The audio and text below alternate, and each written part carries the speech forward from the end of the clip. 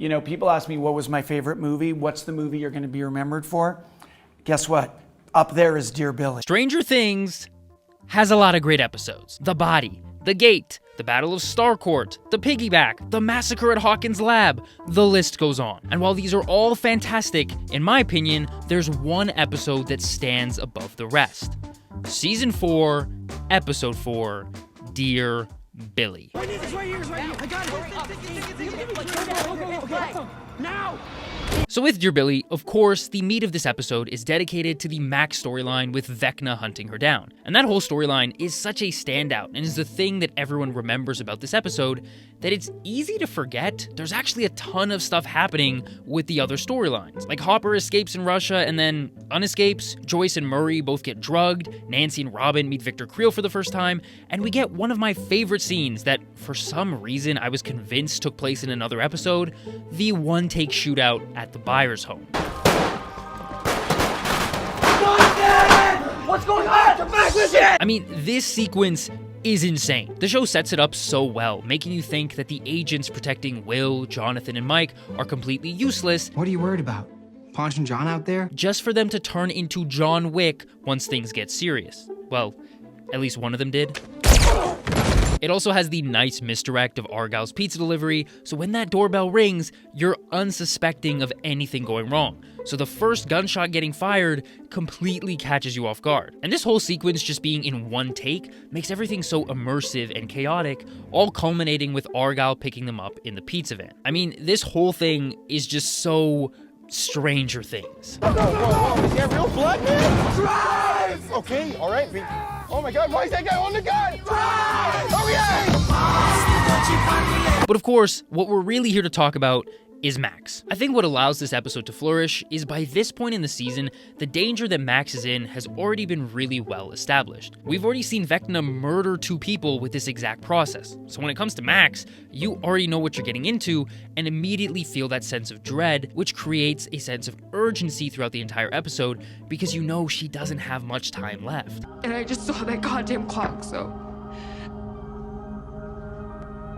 looks like I'm gonna die tomorrow. Now, one of the things I love is when a movie or show is able to find a way to tie together the themes it's exploring into the narrative. And this episode does that perfectly. Instead of Vecna coming after random people, they specifically make him go after those dealing with trauma and guilt. As the show suggests, these are the people that Vecna can more easily affect. And this choice is great because it allows Vecna to essentially become a physical manifestation of the themes that the show is trying to explore. He serves as a physical embodiment of depression and trauma, preying on his victims' negative thoughts. So in turn, what we're really seeing here is not just Vecna versus Max, but rather this internal battle of Max battling against her own mind, literally fighting her demons. The episode also adds a lot more depth and clarity as to why Max was having such a hard time with the loss of Billy, because on the surface you might be thinking, well, didn't she hate that guy? Like, he was basically abusive and he died before he had any time for a real redemption arc. But this episode makes it clear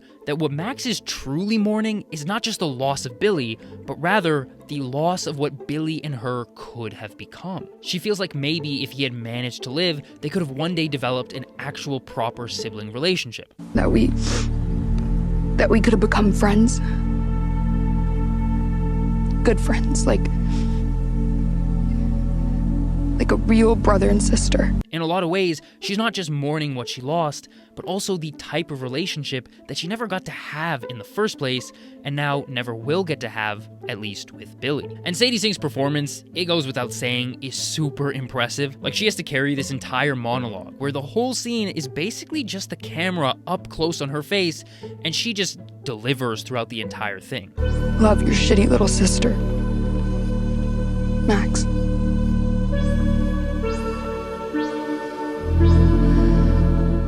In a way, all of this could be viewed as a metaphor for suicide. There's the obvious clues to this, with things like Billy saying that deep down Max wishes to follow him into death, and even the way Vecna talks to his victims, saying that it's time for their suffering to end. But there's also some other things, like Max leaving notes behind to her friends and family, much like a suicide note, and even the way Lucas tries to reach out to Max and get her to open up, the same way a friend might try to help a person dealing with depression or suicidal thoughts. I don't need a letter. I don't want a letter.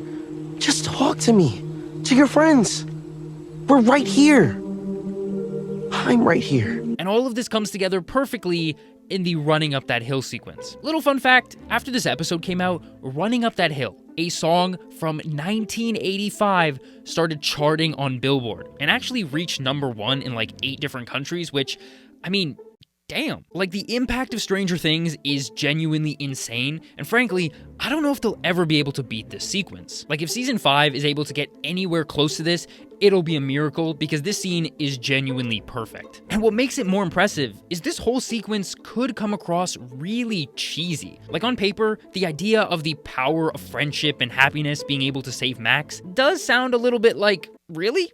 Is that what we're doing here? Except, it totally works, because again, this is really an internal battle of Max fighting against her negative thoughts more than anything. And with the perfect setup of Nancy and Robin learning the music trick from Victor Creel, Max being saved by listening to her favorite song feels earned and powerful. And when she starts floating, I mean, come on. Like, how often can you say that what the character is doing on screen perfectly describes how you feel watching that scene?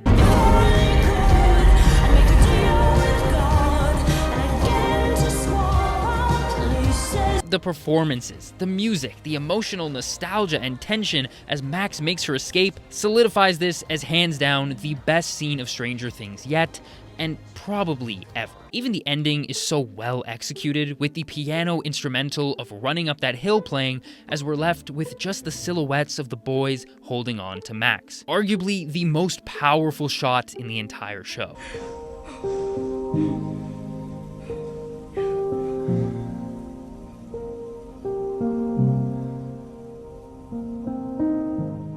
So, dear Billy, I think it's the best episode in the entire show, but whatever you think, let me know down in the comments. If you enjoyed the video and want to watch another, click somewhere on the screen to do that. Make sure to leave a like and subscribe to the channel, but of course, only if you really want to. Bye-bye.